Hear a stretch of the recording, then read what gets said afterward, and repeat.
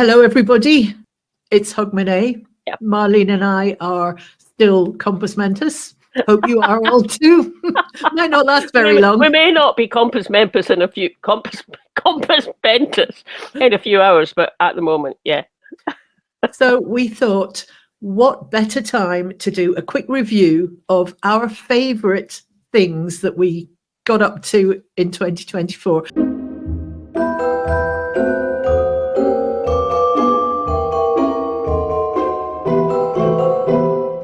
We had a fantastic year. We met so many lovely people. We interviewed some of them. We chatted to a lot of others.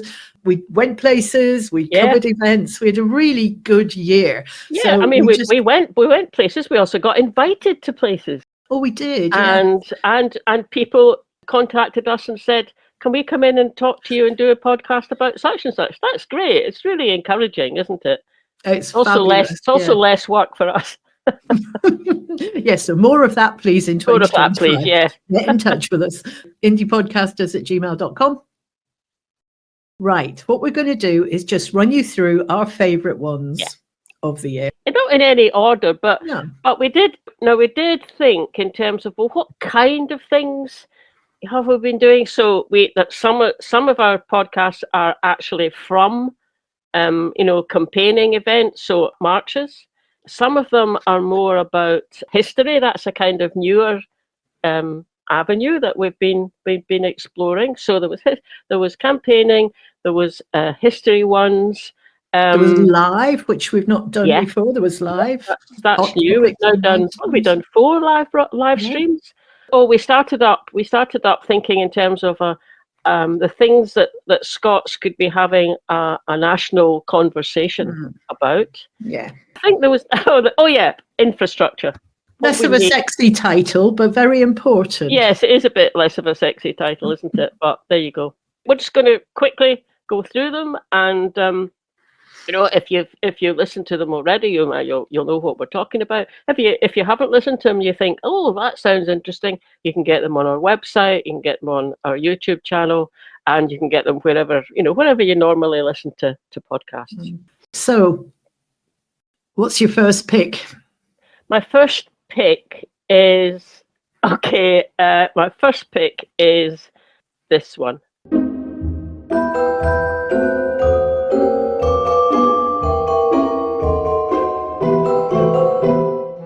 Oh, that's one of my favorites as well. 2 parts to that one, actually. Part 1 was all about the uprising itself, and part 2, which I think I liked even more, was the sort of courtroom drama and what happened afterwards. But we had a fantastic chat with Tom Dowds, who's just one of life's natural storytellers, isn't he? Yeah. So, I mean, because normally we ask questions, but we were just in trance. We just kind of sat and listened. We're just sitting like this. Really good. It's really good. If you haven't listened to it, have a listen. And I learned a great deal about Scottish history that I knew nothing about. Okay. So move on.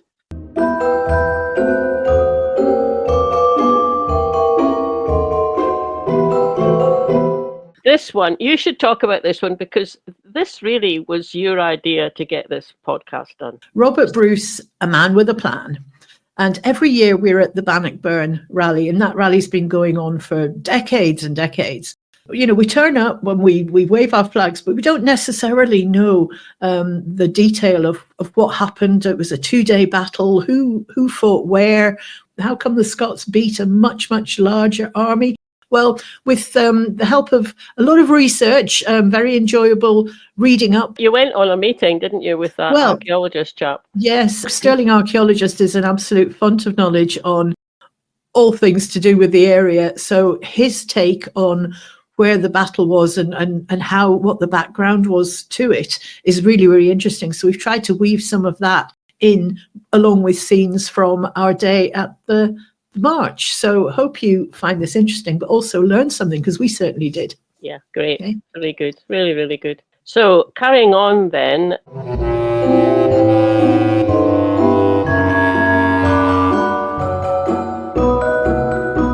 So this is our 12 insights from the Scottish currency conference it was held over in Dunfermline, a couple of days, organised by Scottish Currency Group.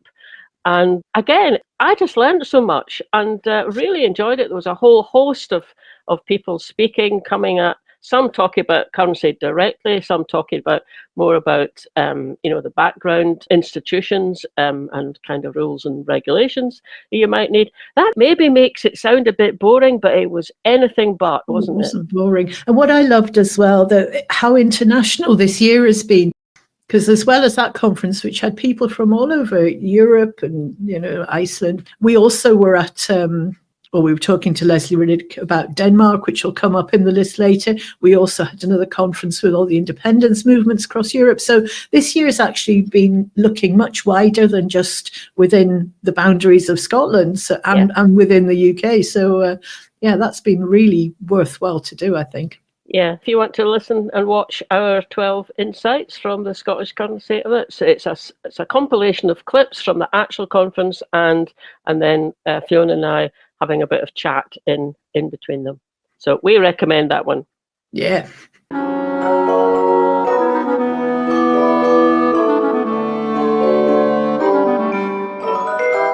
Now this was a great chat, wasn't it, with Leanne Wood, who you'll remember, former leader of Plaid Cymru.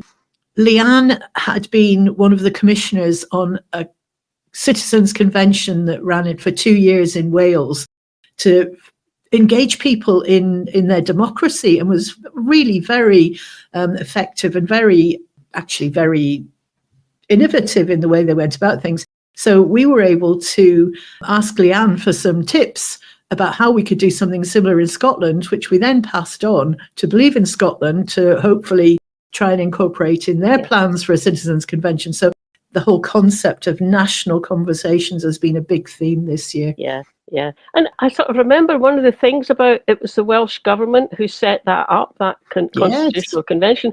And it includes asking people what they think about possibility of Wales being independent. I mean, can you imagine what would happen up here in Scotland if ScotGov set that up? There would be explosion of protest from Scottish unionist parties. Anyway, it's really good.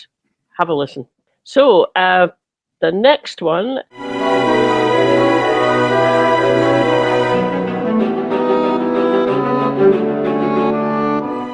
The next one is Cool Scott. I had an exchange of tweets with Greg Moody, who's the writer and cartoonist, features often in the national newspaper. And out of that, I thought maybe we could ask him on to the programme. He was really pleased to come. I so enjoyed chatting to him. It's hilarious that he's so funny and just such a nice guy, but so creative as well. Thoroughly enjoyed that afternoon. We giggled our way all the way through that show. Yeah, we did. And we also learned how he goes about, where he gets his ideas from, how he goes about, making these as a sort of collage cartoon kind of way of doing it. And I also had a chat to him about, does he think that these kind of activities, whether it's him or other people, does help change people's minds? So it was so enjoyable, and it was really funny at times, but we hit some serious notes as well, didn't we? We did. I certainly have one of his books in my Christmas stocking this year, and I think you did as well, didn't you? Yeah. So, what's next?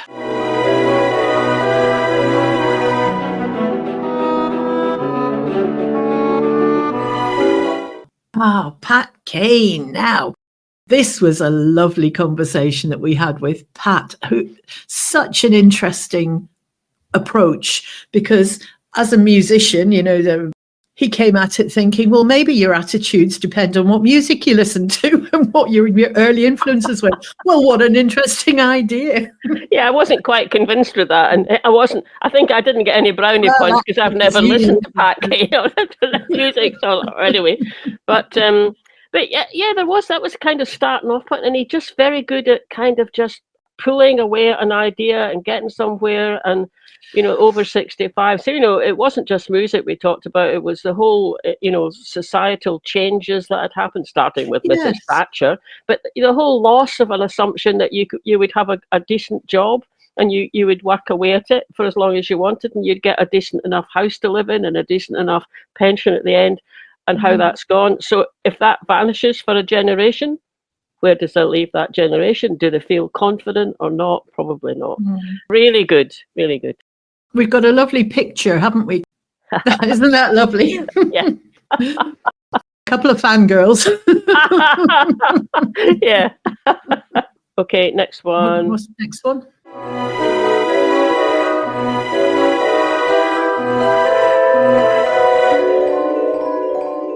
This was the second of our National Conversation episodes with Gordon McIntyre Kemp, who came along. He had an idea. He wanted to lay it out for us. And he really kind of wanted us to kick the tires a bit, didn't he? And ask him some hard questions to make sure he had all his bases covered. So we did our best to give him a bit of a grilling, most of which he managed to do with very well. So it was quite an interesting, but very convincing approach, I think, and one that hopefully is gaining some traction with Holyrood. Yeah, that would be great. I mean, and again, it's this whole idea about, well, so if the barriers are up and continue to be up, from Westminster, no, kind of had your referendum, tough, deal with it. Then just a set of ideas about how can we do workarounds with that so that we get to where we want to be, but not necessarily through the way that it happened in 2014. And there's a few ideas about that. And the Scottish Citizens Convention is actually wider than that, though, isn't it? It's about going to Scots and saying, what kind of society do you want to live in? What do you want us to do with the land? Yeah, but the focus of this, which I really liked, though, was it was on civic. All of us, ordinary people, what do we want? Not leaving it all for political parties to fix. It was us, getting vocal about it. So, yes, very interesting. Yeah, very interesting. That's a really good point, isn't it? Yeah.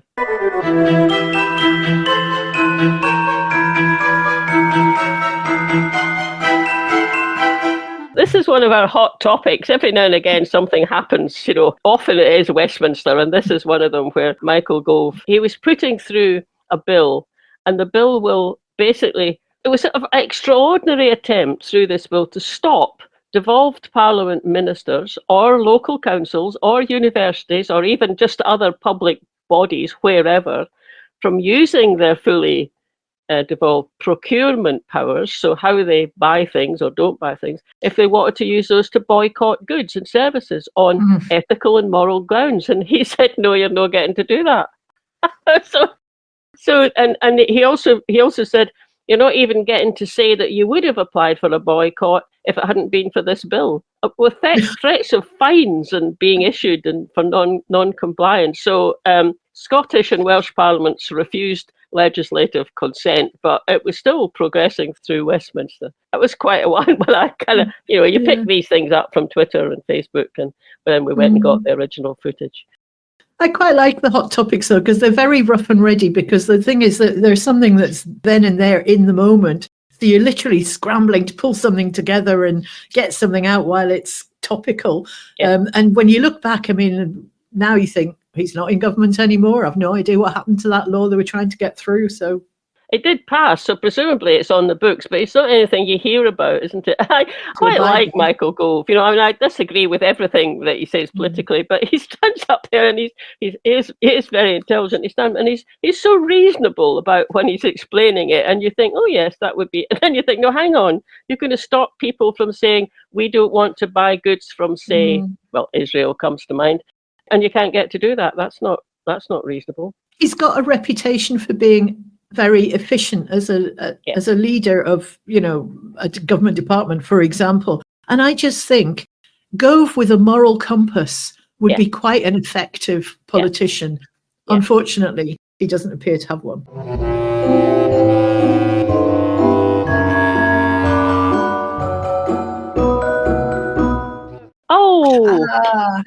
It's our first. This was our very first live stream. I was so nervous. It was just after the general election as well. So it was you and me, and then we had Lynn Dugan with us. And I was pretty down after the result of that election. I didn't know what we were quite going to be able to say to cheer ourselves up at all. And then it was Lynn who came up with the title, wasn't it? And she'd been at the count, so she was able to bring us lots of behind the scenes sort of stories and really help buoy us up. But you're right, that for the very first live stream, we were thinking, oh, will we have enough to say to cover the time? And 4 of them in, we actually have to have a pre-meeting to make sure we limit it to about an hour, because we could rattle on for about 2-3 hours if we were. Yeah, we could if we wanted to. Although probably we'd lose our listeners and watchers long before that. Yeah, but there was Lynn saying, 'tis but a flesh wound, and I just had to kind of admire her kind of confidence in saying that. Although I'm not sure if I was completely convinced, but 6 months, 7 months on. Yeah, Labour are trailing in the polls in England, and they're trailing in Scotland again. So maybe she was right. It was but a flesh wound. The other nice thing about this series is that we're able to have interaction live with our viewers. Yeah. So that I really enjoy as well, and it gives them a chance to comment on topics as well. Yeah, it does, and we can put their comment with this system that we use. We can put their comments up on, if they put one up, we can put that up on the screen, so everyone watching the video whenever they watch it sees it as well. So yeah, if you want your remarks to have an audience, come into the live stream when we're doing it and let us know. Okay, that's 9.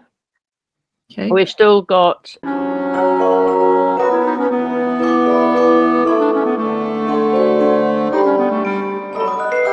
we loved chatting to Craig, and he's always very sweet and very complimentary to us as well, which is very nice. Craig came into the studio and explained to us so much about, first of all, the limitations on the Scottish government in terms of owning or generating or selling electricity, which comes about because of the Scotland Act, but also ways round them, and a whole load of ways round them, and lots of examples of people who have done that and how it can work. So, as always, an absolute powerhouse of information from Craig. Even though that was kind of early last year, I don't think anything has changed since that's changed anything that he said in there. These possibilities are all still there and are not being taken advantage of. Exactly. So, and I mean, if nothing else, we really need to get the message really over to people just how much of an energy powerhouse Scotland is. Yes. And we know, within the Yes movement, I suppose most people might know that, but outside, I don't know that people do realise just how much of a powerhouse Scotland is. Well, could be as an independent country. So yeah, another good one.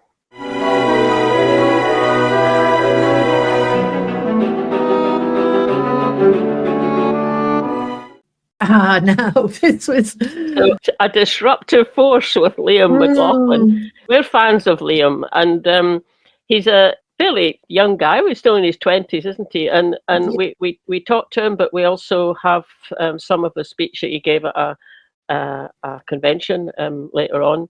Liam was campaigning as an 18-year-old. He was campaigning at 2014, out and about with the RIC people, getting people to sign up on the electoral roll to make sure they had a vote. I mean, he's really active, and he continues to be active, although he's now a member of the Scottish Socialist Party. And we like the Scottish Socialist Party as well, don't we? We have covered, we've interviewed Colin Fox a couple of times. We've also covered some of the Scottish Socialist Party's events. There was a John McLean memorial lecture that was really good. So, I mean, there is a lot to like in their policies. It's just that they don't seem to have much of a platform. So in our, limited little way, we try and give them a bit more visibility. I would certainly be really pleased if they got some list MPs sitting in Hollywood. Yes. I mean, they have had them in the past, but not recently at all. I think it'd be good. They would just nudge some of the other parties into doing something being a bit more radical, a bit more disruptive. A bit more socialist as well than certainly the Labour Party.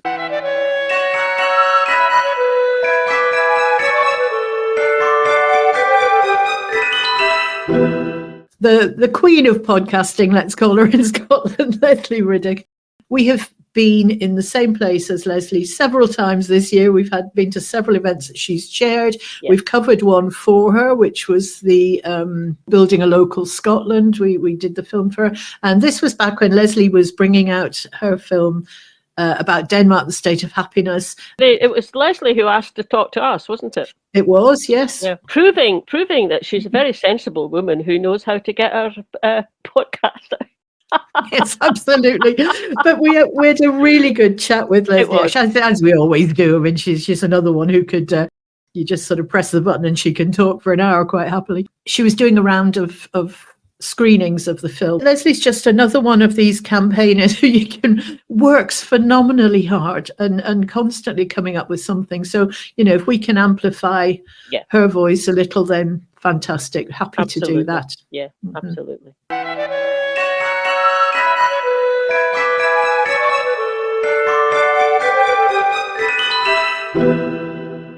So that's 12 of podcasts that we've been talking about, and that there are others. It was quite difficult to decide which to put in and which to leave out. Do you know the series that we've not mentioned that I really have enjoyed that we've started off is the Wee Wonders, and it started off because Marlene, you were in Govan, weren't you? And just a little wander around some of the things to see in Govan. Then I did one in Stirling, and since then we've done one in Edinburgh, and who knows what ones we'll get up to this year, because we do get out and about quite a bit. But anyway, hope you enjoyed that. That was our 12 Christmas podcasts of 12 podcasts of Christmas. Yes, the Christmas podcast list from Scottish Independent Podcasts. It's Hogmanay.